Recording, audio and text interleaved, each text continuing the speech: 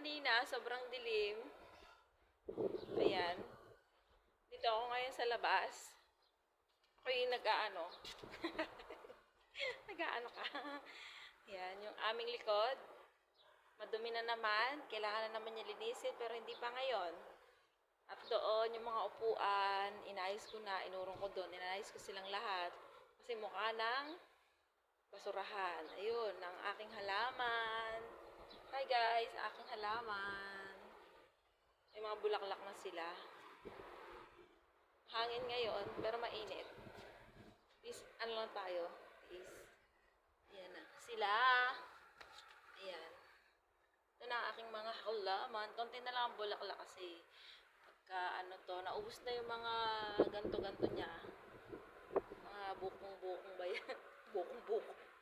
Ayan to yung mga bubot niya. Wala na to, mamamatay na to. Ngayon, ang gagawin ko, pipitasin ko sila, tatanggalin ko yung mga luma, at ibabalik ang bagong tubo. Ayan. Tapos dito pa, sawa ng Diyos, nakalimang bulaklak na siya.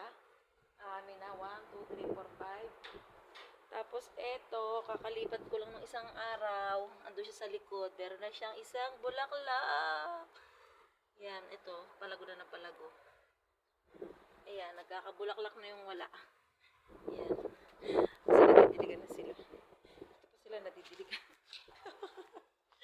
Ayan. Ready na tayo dito Ready na tayo dito mag-live. Chururut, haliparut. Saan ka dyan? Bakit?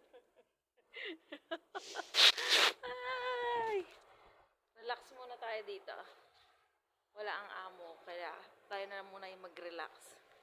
Kasi hindi naman abot ang wifi dito. Paano tayo dito magti-tiktok? Maya na lang. Bye-bye!